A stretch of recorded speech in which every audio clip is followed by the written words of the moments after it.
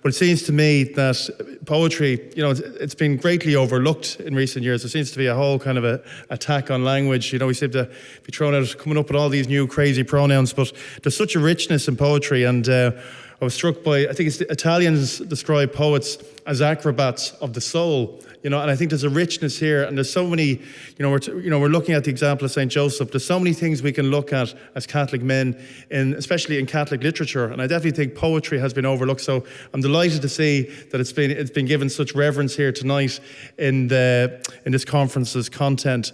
And definitely, like I say, there's a lot of inspiration coming out of this. So on that note, we're going to hand it back over to Brother Bruno Mary, and he's going to lead us now in a panel discussion.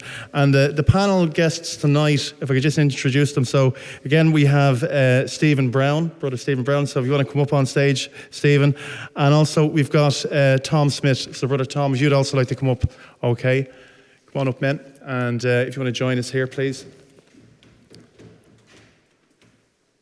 So, well, we've heard many great things. I think one of the prompts for this series of conferences for men is that many of the things I think that we took for granted in Ireland in previous generations aren't there anymore. The things that supported Catholic men, that we didn't really pay much attention to, but were the reasons why why men in Ireland practiced the faith. Such that I think if I'd asked my grandfather, "Why are you Catholic?" he wouldn't have even understood the question. It wouldn't have made any sense in a previous Ireland. But it is an important question today. And it is a valid question. Why are you Catholic when so many others aren't? Or maybe why be Catholic in Ireland today? So perhaps we could throw that out there to the three of yourselves and just ask, was there a point in your life where you decided, I'm going to be Catholic? As a man in Ireland today, I'm going to be Catholic. And the reason why maybe you did that, I think it'd be worth hearing. Well, I suppose to start, I'd probably say that although I can see how good kind of the faith is on its own merits, definitely kind of when I was in college, I would have said that I started to see how important the faith was in contrast to everything else, So I know when I was in college myself, a lot of the kind of popular stuff at the time, if you went to a bookshop, like Richard Dawkins would have been a #1 bestseller, and you would have had a lot of Hitchens and other people like that talking about atheism, and the world just seemed in a very strange spot, and you would have had the economic crash and all these other things. And so I think there were just a lot of those things. And then in the midst of it, I guess what I found with a lot of those things was they seemed so shallow when you really got to the bottom of it. And I guess when I looked into them a lot deeper, I came across people like Nietzsche, I came across people like that, and looked into them deeper, and I didn't find anything substantial in there, And certainly there was no example. If you're talking about examples of people's life like St. Joseph, I mean, Chesterton wrote about Nietzsche, that Nietzsche had a real jealousy towards Joan of Arc, because Joan of Arc was everything Nietzsche thought he was, because Joan of Arc was she was actually a warrior. She was actually a saint, and she was actually someone who was a real hero, And Nietzsche wanted to be these things, but he was actually kind of a pathetic figure at the back of it. But anyway, so I suppose my own sake, it's like if you ask someone today, why would you be a Catholic? And people would say, oh, well, I am a Catholic. But it might have a different definition, And I suppose at that time, just by chance, I got reading Aquinas and Augustine, and I realized these were the stories that they were without parallel. And there was something about them that was, if you look at their lives, especially St. Augustine's life, how he turned his own kind of problems into not just being a saint, but the writings he left behind, and everything about it was beautiful, And same with Aquinas. If you look at the world, I suppose the time I was in college, I just think the world was, a lot of the things we thought had a solid foundation to it, like the Celtic Tiger or something. They didn't at the back of it, And then you read something like Aquinas and you think to yourself, wow, 700-800 years of this, and it's still powerful. And then all the other implications to it towards the Eucharist and the Mass, and then towards even being a human being. It has a heavy thing to it. So I suppose, in short, I would say that as Chesterton said, there's a million reasons why I'm Catholic, but the bottom one is that it's true, you know? And I think that if people go digging long enough, I think that's just what they'll find. And they'll find it especially in the lives of people like Frank Duff and St. Joseph. And there's so many people out there, even in this room tonight, people who are involved with the Legion. And the people can't see it on the camera, but we're facing a wall that has the Legion envoys around the world, you know? And they would have gone to all these parts of the world, and some of them would have died trying to help other people, and some of them would have given their lives to it. And yeah, I think we can't underestimate the power of sainthood in proving that it's true, you know. I think I hear you saying someone I think it was yourself, Emmanuel, brought up earlier the movie The Matrix, and something similar to that. You've Christianity is the pill, and you've woken up and you've realized everything else is just there's no substance to it. It's not really real. Yeah. And when you've explored the faith, you encountered the faith in the writings, in the saints, in lived examples, there's something there. There's something real. Yeah. Well, that's it. And you say to yourself, like I know myself a few years ago, I was in Lourdes, you know, and I volunteered there a few times. But I remember once I was just sitting there, and you're kind of very busy the whole week with the kids and stuff. You don't really get time to think, you know. But I remember there was one day I was sitting there, and I was thinking to myself, and I remember I had an hour off. I was just sitting having a coffee, and I was looking around. It was a real sunny day, and there was all the people pushing, people who were disabled in the wheelchairs, and there was people, you know, in the beds and the whole lot. And I was looking at the scene, and I was thinking, you know, if the Catholic faith was wrong, I was kind of thinking a scene like this wouldn't exist. Right. As in a scene like this where these people were being cared for in this way. And the thing about it was, when I was looking out, everyone had a big smile on their face.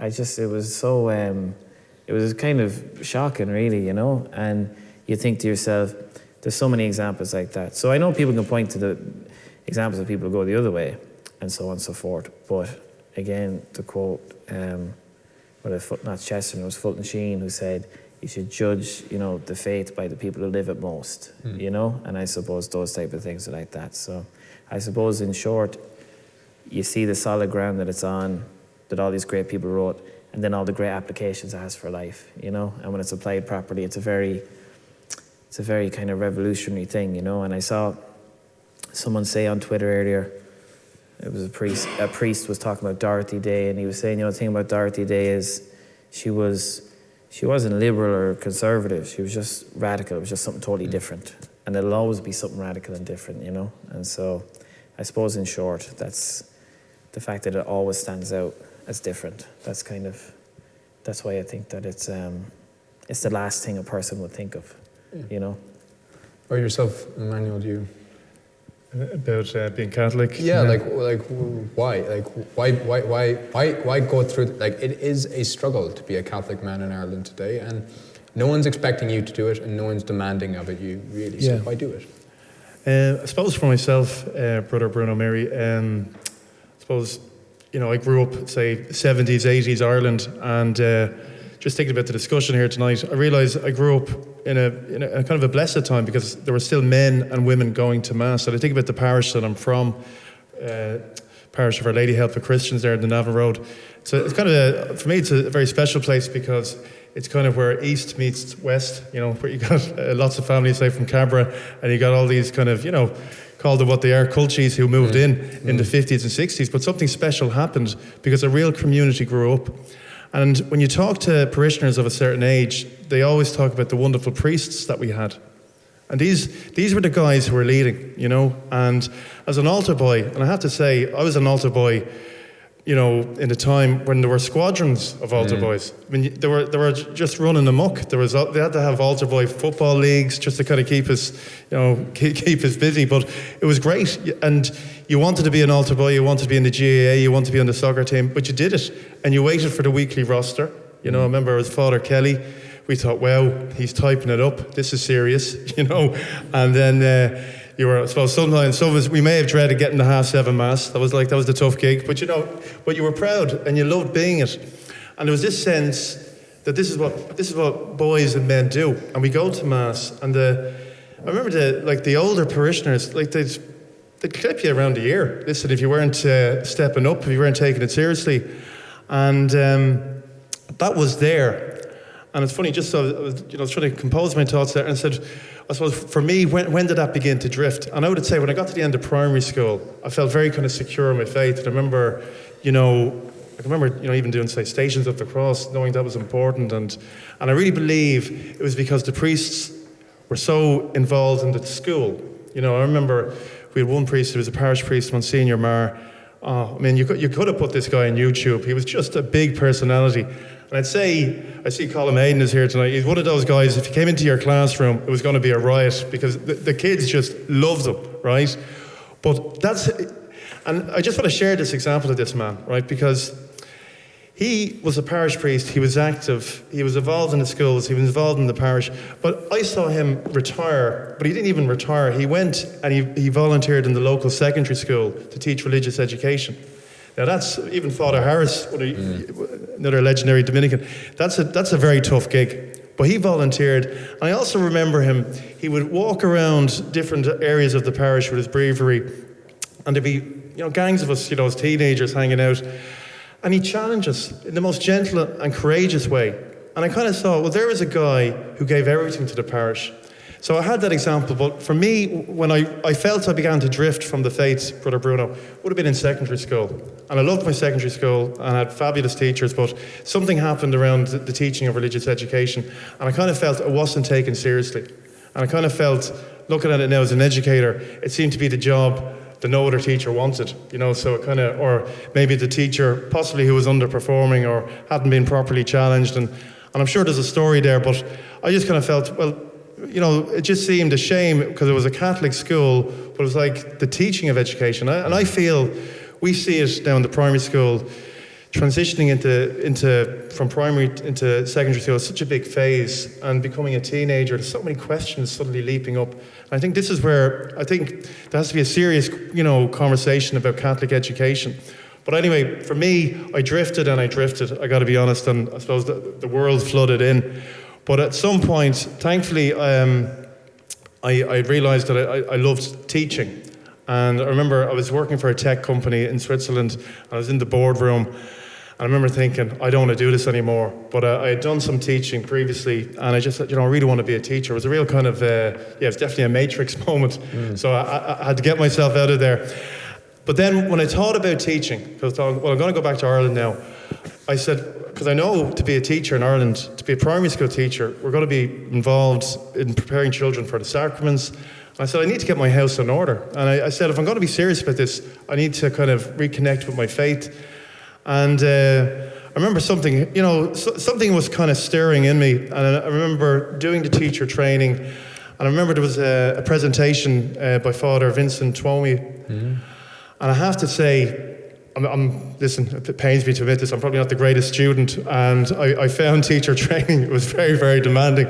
But this guy, I got to say, now there must have been maybe 300 of us in the same room, so obviously well before COVID. And I remember, I got the sense nobody was really taking that seriously. I'm not saying, give myself the big I am here, but they were kind of pretty much, this is the religious section. We'll just, there was a lot of lattes and cappuccinos floating around, and But this guy, he came out, and I don't know if you remember that TV show, The Paper Chase. There was a guy, I think Kingsfield or whatever, but he was a very dignified kind of law speaker. But he came out. I said, this guy, this is going to be quality. And I remember actually placing myself right up the front, because I didn't want to miss a word. There was something happening here. And I remember taking copious notes, right?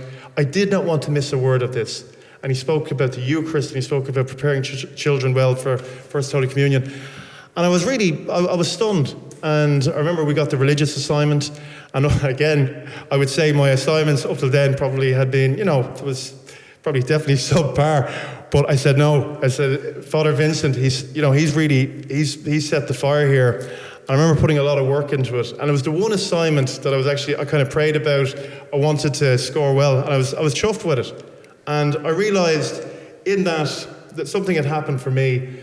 And then I know I shared this story already with Brother Declan, but anyway, thank God I successfully completed my training, and I was appointed to an all-boys Catholic school. I remember feeling good about it because my principal at the time, Mr. Brendan Clare, lovely guy from the parish, and he gave me second class. I said, "Oh, this is going to be great," because that's what I'd written my assignment on, and I was really, really thrilled. But day one of the first questions I got was, "Mr. Burke, do you believe in God?" Right?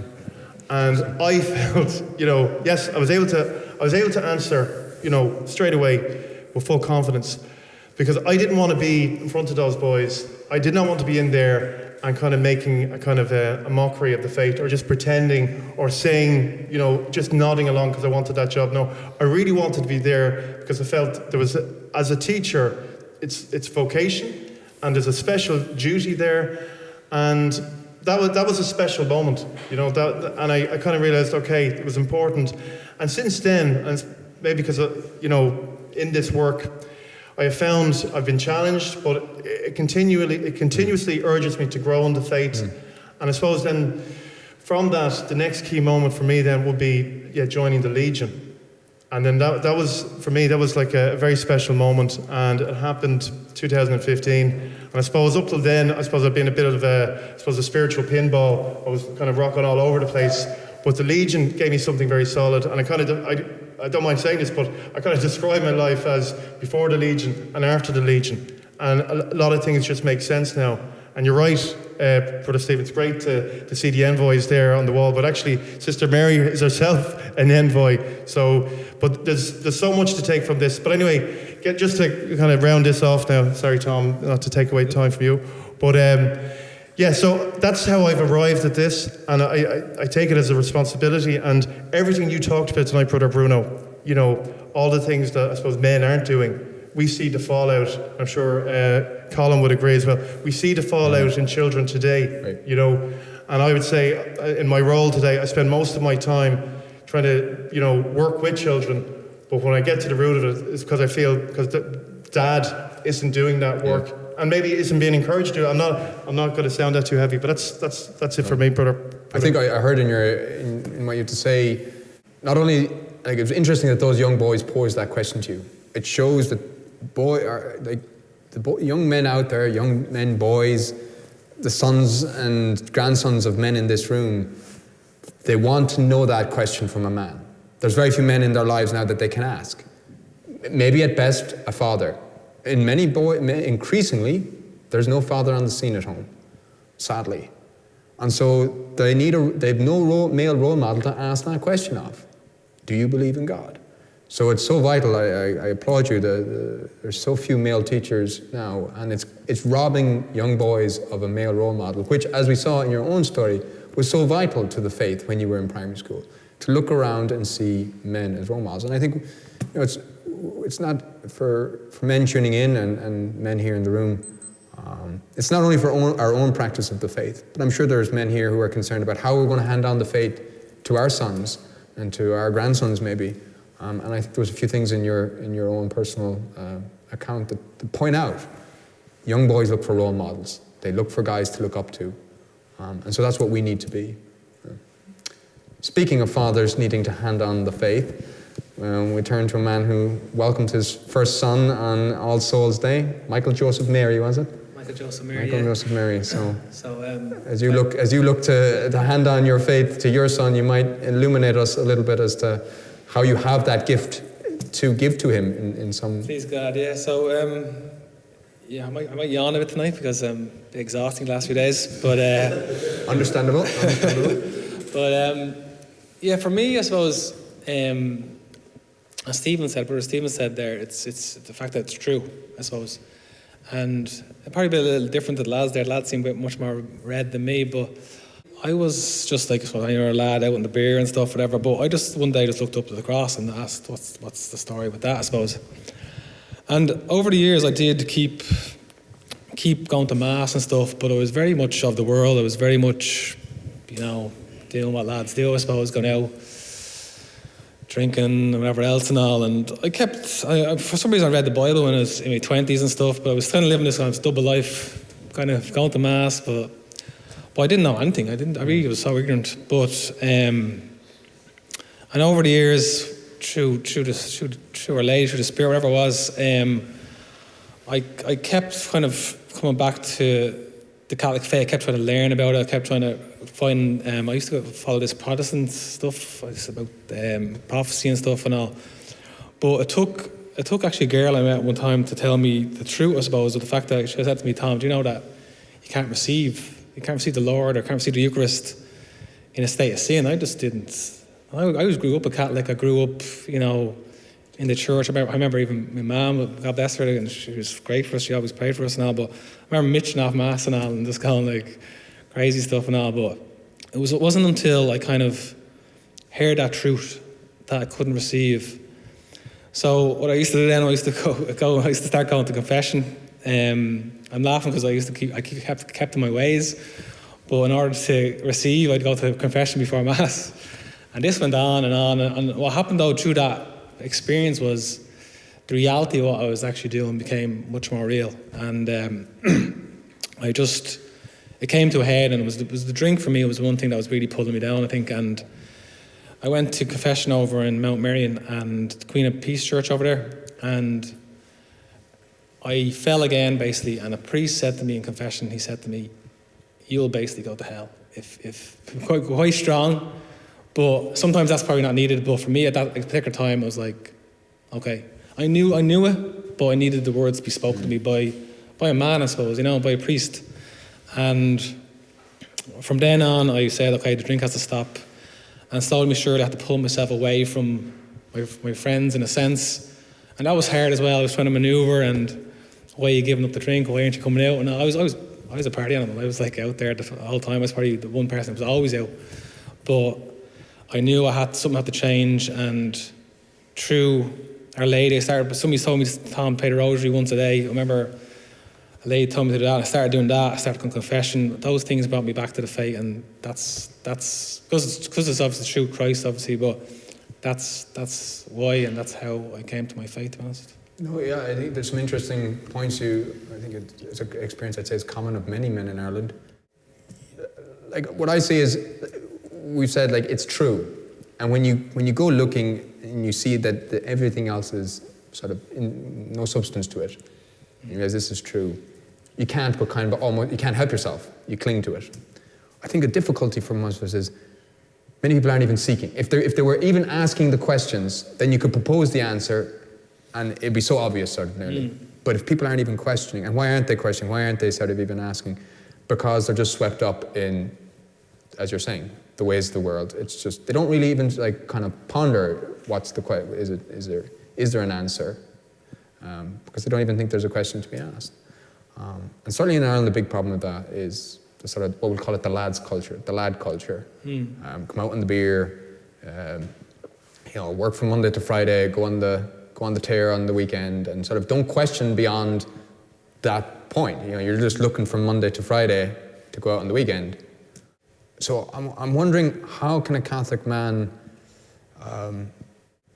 that culture seems to suck in so much about Irish life. If you go to a weddings, your mate is getting married, you're going to the stag do.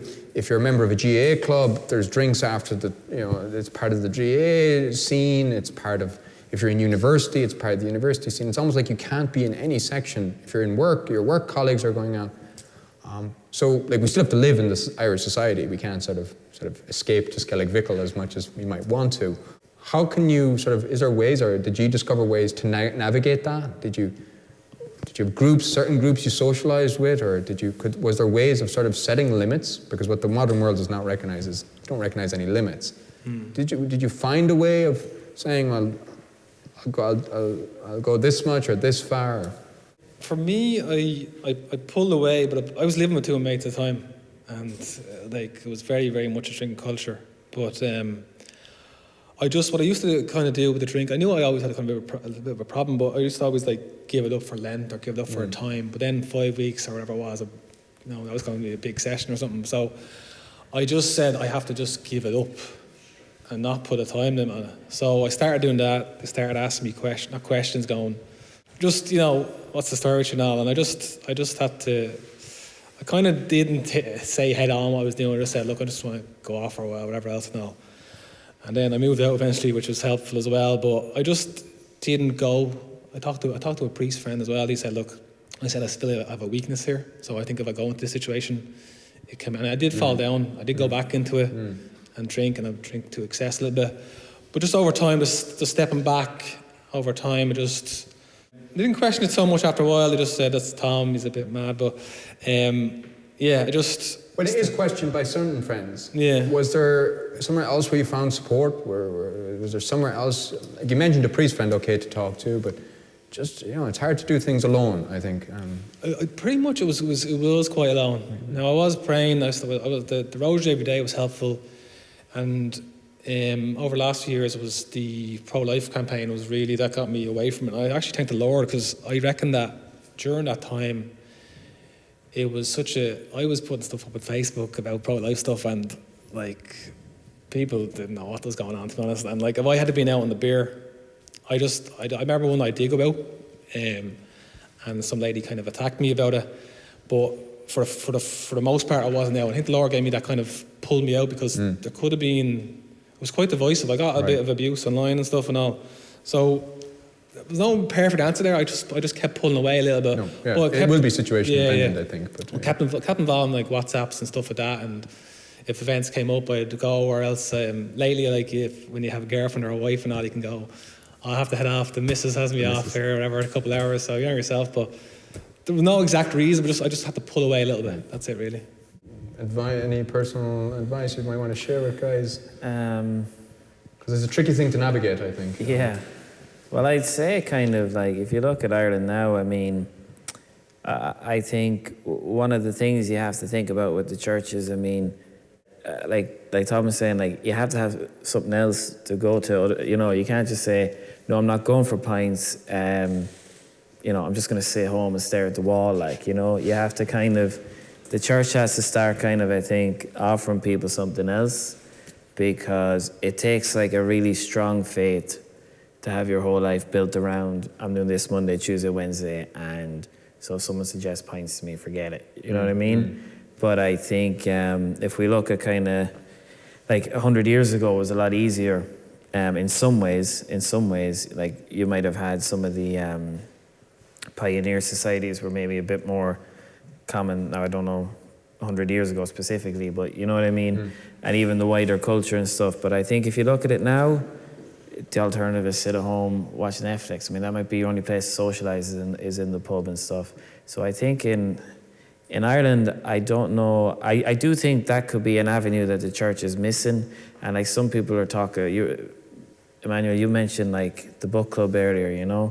Like we used to have a book club with Father Colum as well. And we used to meet in the pub, And it meant that if lads wanted to have a pint, you were getting that time in with other Catholic men. And then you were actually having a really good chat. Yeah. And you were kind of like, I know the first time I went, I was like, gee, I don't know if I should order a pint here. And and then someone else ordered one. And I was like, yeah, I'll have one as well, please. But I remember the thing about it was, though, you were kind of there having the pint and talk, and you were like, you were kind of like, I actually think it's kind of a good thing for some of the older men then as well, that they get a chance to kind of model how to have a conversation over a pint like an old man. And some of the younger guys who were there were kind of like, oh, this is nice and civilized, nobody's throwing anything at each other, and we're actually discussing something heavy, and you're learning something, and it's good. So I think something like that is a good model, and it's a good positive thing, And I think that's the big thing. You have to give someone an outlet for those energies, because otherwise they're not going to go home, sit at the wall and not go, So you have to kind of harness the nature. There's a right way of doing it. I think that's as important. There's a right way of doing it. I found a quote from a famous Dominican Father McCabe, who said that when it comes to eating and drinking, what we take and enjoy is what is sufficient for our health and for the entertainment of our friends. So he certainly wasn't advising that everyone become a pioneer or something. There has to be some middle ground for most, and I think we're not asking. We're there to be witnesses into our. If we're going to change our society, if it has gone way out of the ballpark or something, well, it's not going to come back if we withdraw from it. We need to be witnesses into that culture, and so we need to go to the weddings and the things. Yeah, no, I think this is a really important topic, because I think drinking, grog, whatever way people refer to it. It can be, when it's out of control, it's toxic. But equally, there's this thing as well. I think we see it as men, that kind of macho thing. Oh yeah, exactly what you said there, Brother Mary, about you work Monday to Friday and then you tank up and you say, and you're blitzed, and it's not healthy. So, but I think as Catholic men, you're right. We have to kind of take it with a scruff of the neck and say, well, look, we can come together. Yeah, you can have a pint, you can have this fellowship, you can enjoy it, but you can set the example. And I do think, the book club is a good example, because like that, we had the same experience before COVID. We were meeting in the pub, and like that, you could see there was a kind of some lads were a little bit nervous-shock, but actually they realised, it's nice to have a because the company was good, and actually we found that we naturally led to more conversation. It wasn't a session, it was relaxed, because I do think, we talk about being men here, we need fellowship. We need to come together. And even the Roman Legion, they never sent anybody out on their own. They had to go out in pairs. They knew you need to be together. And I think sometimes it can be a mistake. I think you mentioned the idea of withdrawal and, well, I'm going to be heroic here, but actually, what are you doing? It's not unlike the Buddhist model. You're kind of just focused on yourself, and I have found personally being in the Legion, because I think it was that first night when I went into the Morning Star Oratory, I suddenly realised I'm in an all-male domain. And like I said, I'd never heard the rosary said like that. And it was, in a way, like it was like being in a Sergio Leone movie, except they're all praying the rosary. And there was some serious scar tissue floating around that oratory. I said, these guys have stories. But that struck something with me, because I said I hadn't been exposed to that. And the more time I found I spent with legionaries, both men and women, but mainly the men, I realised that, well, there's a toughness to these guys. They're not hanging back. And yet there's also a camaraderie, I think that's very important, because we need, it's like being on a team, but you need to stick together. And I think, look, the Legion is just one example, and you mentioned something very, very important, where you go to confession, that church, because I've gone there myself, and I like that. I have found the priests there, the way they speak to us in confession, especially as men, you really are challenged, and in a good way, and they pick you up, So I feel I think we need to be creative and courageous, and I think we need to not just go into the culture and say, right, I'll hold myself together here, but I think we've got to pull our guys together. And if it's a book club, if it's maybe talking about certain movies that we enjoy, but but promoting that, or even just doing work together, physical work. Just say, we'll work together on this, and I think iron with iron will spark off each other, but we have to make that move. That certainly would be ways in which to still socialise as men. I agree, and there is a necessity for that. But I certainly think there's also an element in which the reason why fellows go out and participate in the drinking culture or go out to the pub is that's the place where you're to meet someone. That's the expectation now in Ireland, or has long been maybe. And that brings up another sort of related difficulty for Catholic men in Ireland. If you want to meet someone, where are you to do it now if you're not sort of in that culture? And yet at the same time, we also know that tied up with the whole drinking and wild night culture has been like the obliteration of dating as a phenomenon. It's been replaced by the hookup culture and sort of meaningless, fleeting relationships. So I imagine it's quite a difficult environment in which to find someone. Like, how is a Catholic man supposed to find, if you feel called to the vocation of marriage, what does that look like in modern Ireland? Do you have to be very intentional about going to certain social groups to meet people, or do you have to spell out what you're looking for when you meet someone? Because I think in times gone by, there was just accepted cultural norms. We all kind of understood the purpose of dating. The purpose of dating was to meet someone with the possibility of getting married. Now, dating is, well, I don't know what it is. It's just sort of this, you meet me, we hook up, and then we don't talk to each other again. So how do you sort of set your expectations, or is there a way of doing that? How do we help men find, a potential spouse, or? Yeah, it's obviously hard. Like I spent years going to the pub trying to meet a woman, and I never actually met a woman to marry, I suppose, in a sense. And like, I actually went on Catholic Match initially. I purposely wanted to meet a Catholic woman, and it was true that I met that lady who told me you're not living, or you can't receive the Lord. So it became much more purposeful, and as far as understanding chastity, etc. But ironically, for me, it was actually getting involved in, I think, the Lord's work through the pro-life work, where I actually met my wife. We met actually going door to door, knocking on people's doors.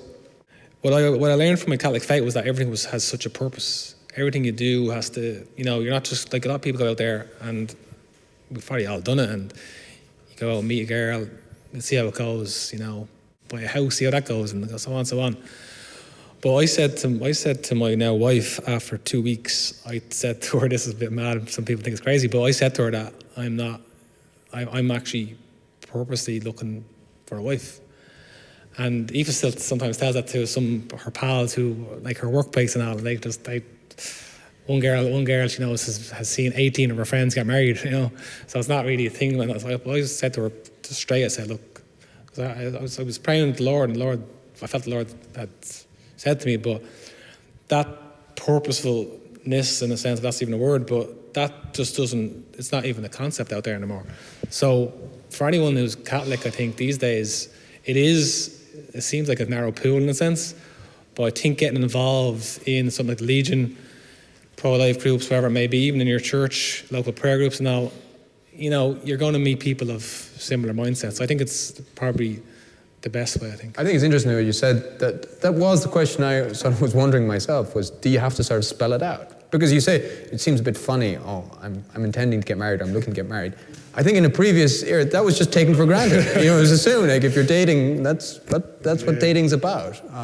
So, like, is that what's necessary now? We kind of have to, like, sort of, as we say, put our cards out there and say, because people, this is the weird, I don't think people know what they're looking for, what's the limit. So it's not as strange as your wife may find the story now. It might be funny to tell, but it's not, I don't think it's that strange. It's not strange, but it's strange now, I suppose, in these times. It may be what's needed, I think. Yeah, big time. Like, it's just, you're talking about men being men. Like, I look around and I see men going out, and, like, I used to work in the Vincent de Paul, and 99% of people we dealt with were single mothers. Like, and it's just like, what is going out there? Men are going out there, just God bless, and then there's a child, and then they're gone, like whatever else. And they talk about a lot these days about equality in the world, and they talk about, I don't want to go too much into that, but from what I can see, men don't really, the equality for men may on the outside world maybe it's there, but for any men I know, it's not as real as it should be. They're not treating women like we should be living up to women, but we're not. We're just not. I suppose kind of if you look at as Tom was saying there, like in terms of like Catholic young people getting to know each other, the question is like if like Tom went to a pro-life group, but I mean most people like when the referendum happened a few years ago, I didn't volunteer with anything with it. Now I took it very seriously. I was very involved with it. Like yourself, I was ranting on Facebook a lot and stuff, I lost a lot of Facebook friends. But the thing is about it is that it just wasn't my thing to go do it, and I just kind of, now not that I haven't got other things in it, but I kind of just look at, I see some people go to these groups for young people in the church, and it's really easy for them, and they love it, and they love mingling with other younger people and the whole lot. But some people don't. Some people don't actually, they want to, relatively speaking, stay in their own group of friends. And I think that's kind of a real challenge that's going to be with us for a good long while, that while the rest of the culture is not Catholic, you're going to still have a lot of people who are, they're Catholic, and they're going to want to like be surrounded by groups of young people who are, it should feel like you're going to Youth 2000, whatever it is. But I've just always found that it's those two worlds just feel so many miles apart, and I don't know how the church can help that. I don't know. I suppose as the guys were saying, like you have groups like the Legion, where a lot of the work you're doing is in the world enough, and that you're comfortable with it, and that you really feel like you're making a good difference. So I just kind of always think to myself, I think the real challenge with it is that some people might think, well, if I'm going to this organisation or whatever, I'm totally turning my back on the rest of the world and I have shut myself off, you know?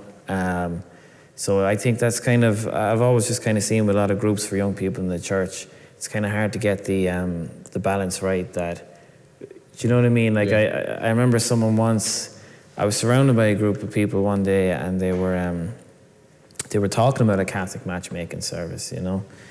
They were non-Catholics, and they were kind of saying like, this is crazy, like I don't know how people could do it. And I had never heard of this organisation. I said, well, how is it crazy? How is it different from a non-Catholic one? I don't understand it, you know? Anyway, when they stopped, they were like, well, yeah. And I was like, no one's asking you to join it, you know?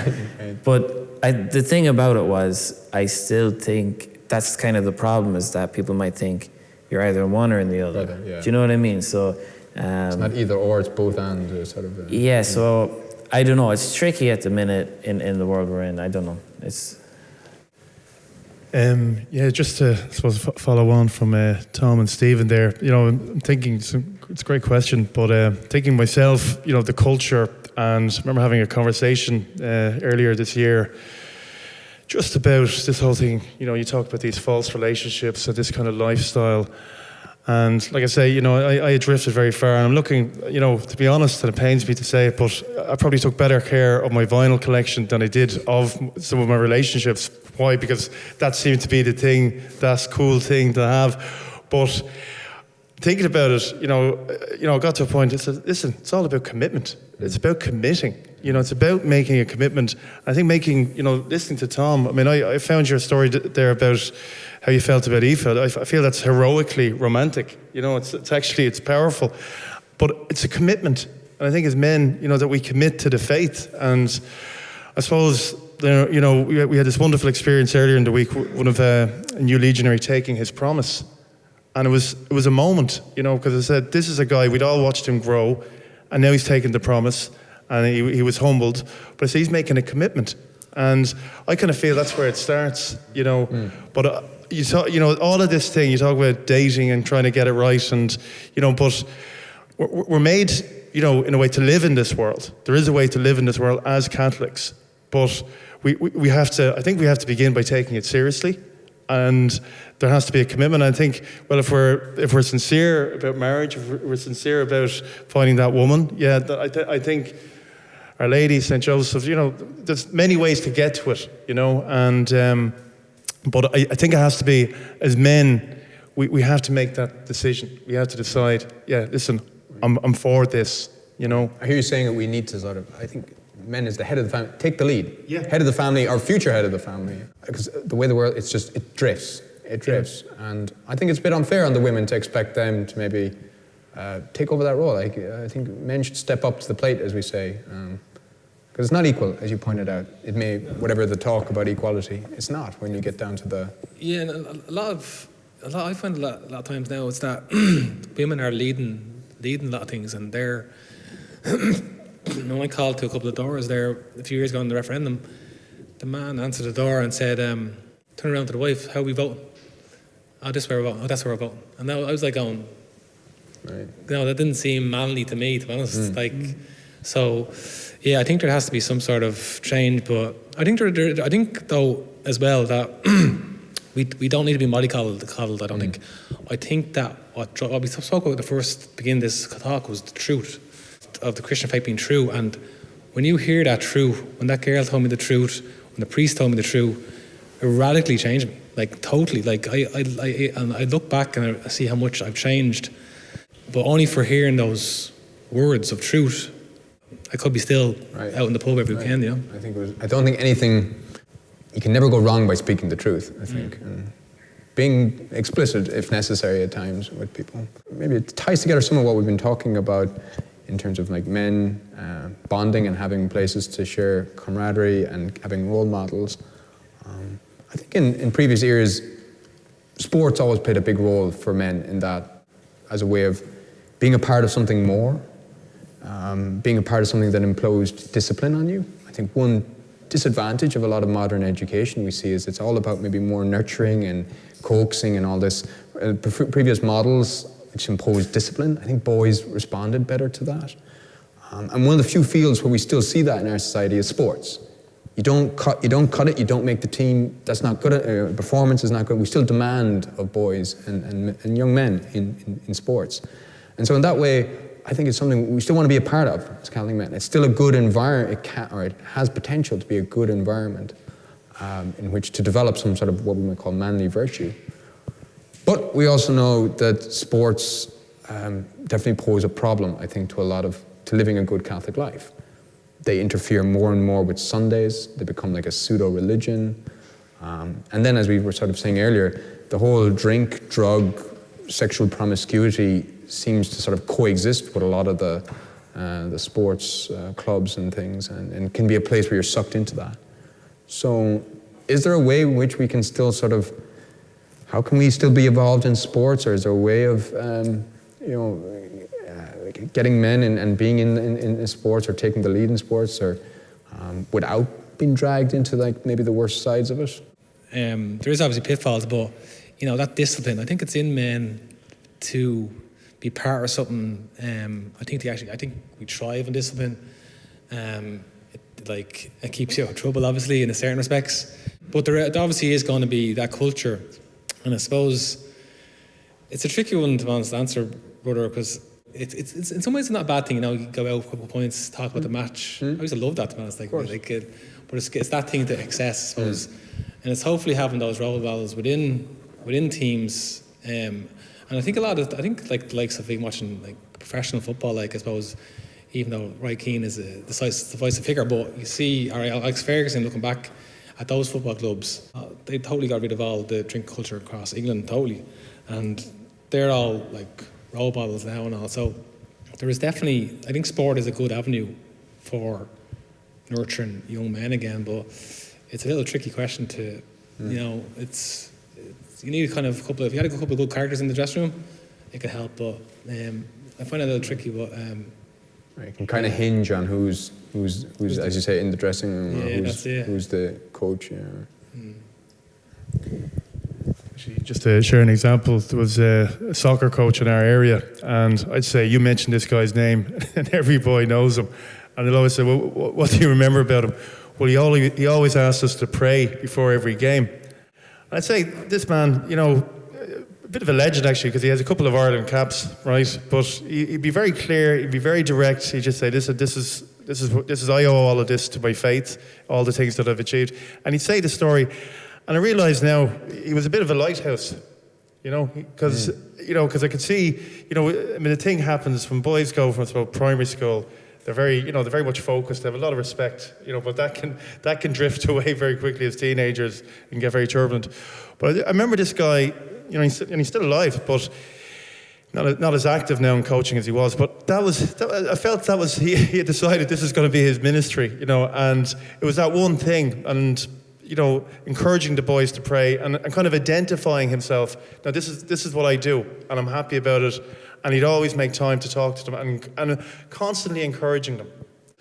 We talk about men doing more, and maybe that's something, getting involved in coaching, maybe seeing an opportunity, because it's clearly we're identifying that there is a crisis out there.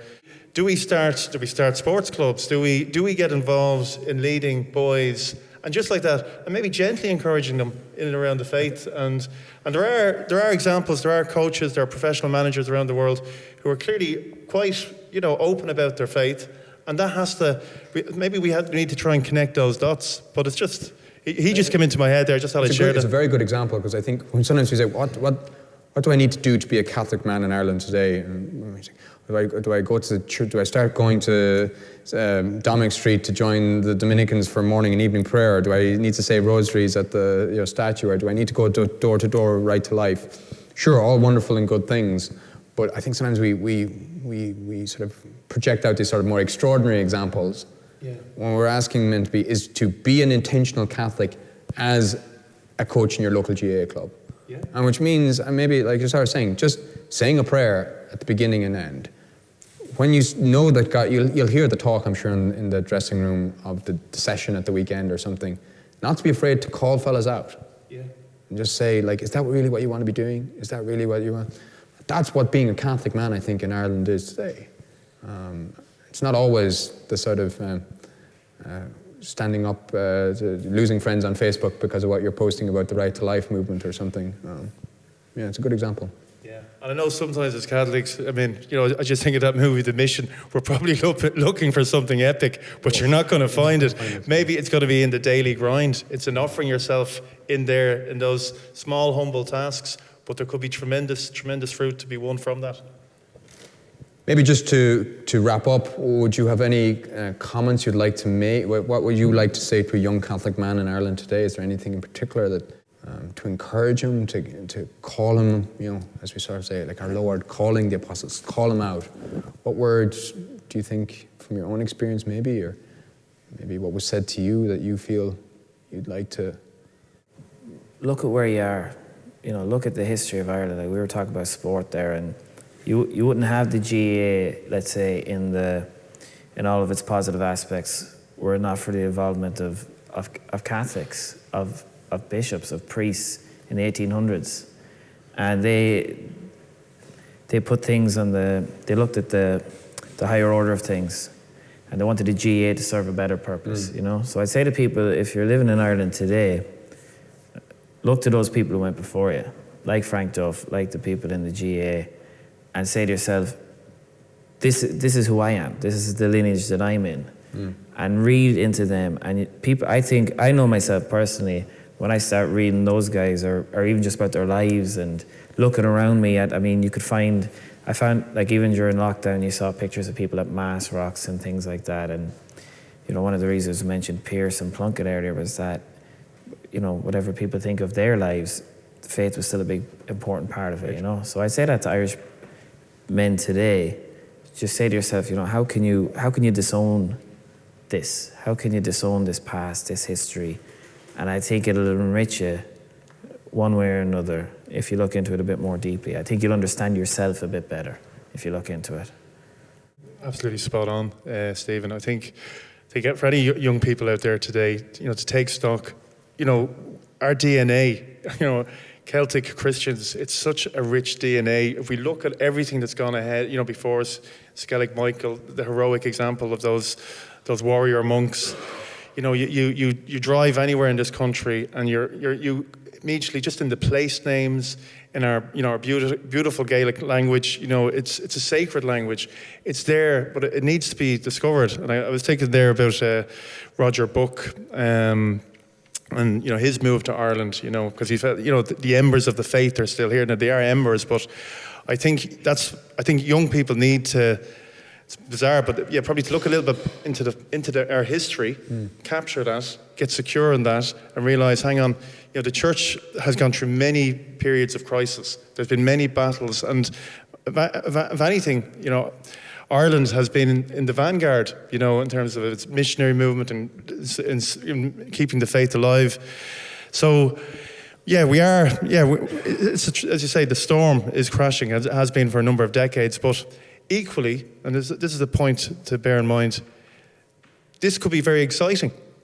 You know, this could be. Hang on a second. You know, this could be a courageous time, and then. As much as we talk about being soldiers for Mary, being soldiers out there, there's an excitement, you know, that, listen, you're getting into a battle here, right? And that's an opportunity, right? That's a unique opportunity. And maybe we need to encourage that as well, and be creative, be courageous. So to look at that, but I do think, yeah, you're absolutely spot on, I think. And a lot of that now, a lot of our history has been airbrushed, you know. Like even when we think about like 1916, you know, the rosary was continuously being prayed where the ammunition was being handed out. But you won't learn that. You have to go and find that. And those guys going to Dominic Street Church before they went off on their campaign, or making sure, calling for the last rites. But all of that is kind of subtly cut out, right? But their Holocaust is kind of, you know, it's overlooked because they were very serious about the Republic, but serious about their faith. Right. Look, there's elements there, I think, but young people today, you know, Mulla and Oiga, definitely. So if we're in this position, I think we've got to get out there. I think we have to create opportunities, right, for them to come together. I really do think this is the work, even for guys who are not fathers. There's a call to be a father in some other capacity. So just over to you, Tom. I'd say just best of luck. I'd say obviously try and persevere, and keep striving. And God bless, there's obviously fantastic. If you actually look back, there's unbelievable role models. You have the 1916 Rising. Not now everyone's going to have to do that and all. There's obviously the saints and read into it, question things in society. When I was doing some evangelization there a couple of years ago in Donegal, the one thing I was saying to a lot of lads was that question things, don't believe everything you see and hear, but also the fact that look to the Lord, and look at those things every day as well. That you can be in your own life, at home with your wife, with your parish or your local community, little small things of just giving yourself, it's a total sacrifice of self. That's what we're called to do. And that is true, I think we're true heroism is, and I think that men want to be, we want to be like soldiers. I think we want to be men, and we want to I think it's in us, it's in our bones, and just be a man. And best luck, I suppose. Great. All right, thanks. Actually, if I just on a practical note, I would encourage any young person join the Legion. Okay, Definitely. Don't want to miss that especially in the centenary year. Yeah, yes, most definitely. Well, we were saying that what boys and young men most need are models to look up to. So they found 3 here at any rate. So I'm very grateful for you for your willingness to come up and share your own experiences and your own thoughts. It's not always the easiest thing to do. So your willingness to put yourself out there is not only, it's an example of exactly what we're speaking about. So very much grateful, and thank you.